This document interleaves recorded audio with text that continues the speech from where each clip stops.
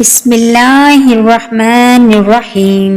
آپ سب نے سنا ہوگا تہمت لگانا کتنا بڑا گناہ ہے۔ آج آئیے ہم آپ کو سناتے ہیں تہمت کی عبرت ناک سزا۔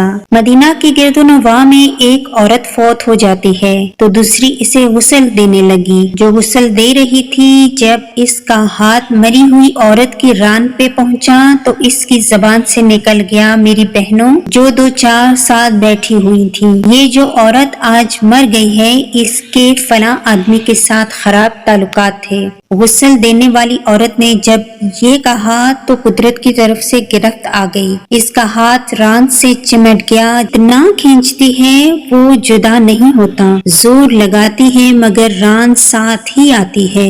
دیر لگ گئی۔ میت کی ورثہ کہنے لگے، بی بی جلدی غسل دو، شام ہونے والی ہے، ہم کو جنازہ پڑھ کر اسے دفنانا بھی ہے۔ وہ کہنے لگی کہ میں تو تمہارے مردے کو چھوڑتی ہوں مگر وہ مجھے نہیں چھوڑتا۔ رات پڑ گئی مگر ہاتھ یوں ہی چمٹا رہا، دن آ گیا پر ہاتھ چمٹا رہا۔ اب مشکل بنی تو اس کے ورثہ علماء تک پہنچ گئے۔ ایک مولوی سے پوچھتے ہیں، مولوی صاحب ایک عورت دوسری کو غسل دے رہی تھی تو اس کا ہاتھ اس میت کی ران کے ساتھ چمٹا رہا، اب کیا کیا جائے؟ وہ فتویٰ دیتا ہے کہ چھری سے اس کا ہاتھ کاٹ دو۔ غسل دینے والی عورت کی ورثہ کہنے لگے، ہم تو اپنی عورت کو معذور کرانا نہیں چاہتے، ہم اس کا ہاتھ نہیں کاٹنے دیں گے۔ انہوں نے کہا فلاں مولوی کے پاس چلیں۔ اس سے پوچھا تو کہنے لگا، چھری لے کر مری ہوئی عورت کا گوشت کاٹ دیں، مگر اس کی ورثہ نے کہا کہ ہم اپنا مردہ خراب نہیں کرنا چاہتے۔ 3 دن اور 3 راتیں اسی طرح گزر گئی، گرمی بھی تھی دھوپ بھی تھی،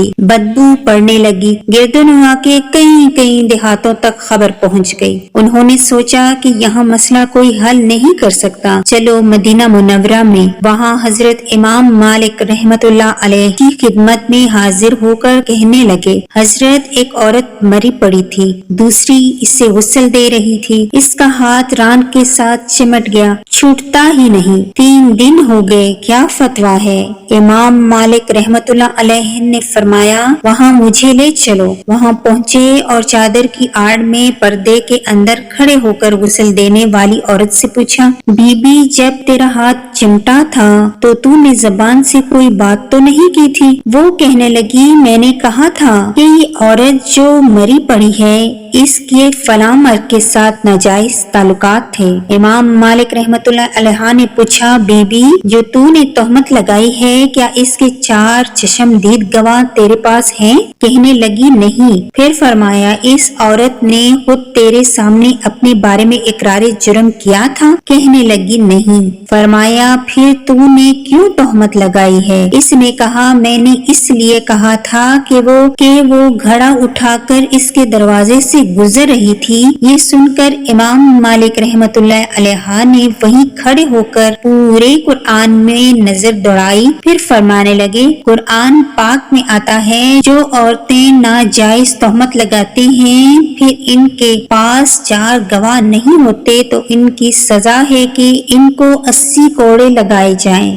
نے ایک مرد و عورت پر تہمت لگائی ہے، تیرے پاس کوئی گواہ نہیں تھا، میں وقت کا قاضی القضاء حکم دیتا ہوں، جلادوں اس سے مارنا شروع کر دو۔ جلادوں نے اسے مارنا شروع کر دیا۔ وہ کوڑے مارے جا رہے تھے، 70 کوڑے مارے گئے مگر ہاتھ یوں ہی چمٹا رہا، 75 کوڑے مارے گئے مگر ہاتھ پھر بھی یوں ہی چمٹا رہا، 79 کوڑے مارے گئے تو بھی ہاتھ نہ چھوٹا۔ جب 80واں کوڑا لگا تو اس کا ہاتھ خود بخود چھوٹ کر جدا ہو گیا۔ تو ناظرین، آج کی کہانی سے ہمیں یہ سبق ملتا ہے کہ ہمیں کسی پر بھی تہمت نہیں لگانی چاہیے اور تہمت کی سزا بہت بڑی ہے۔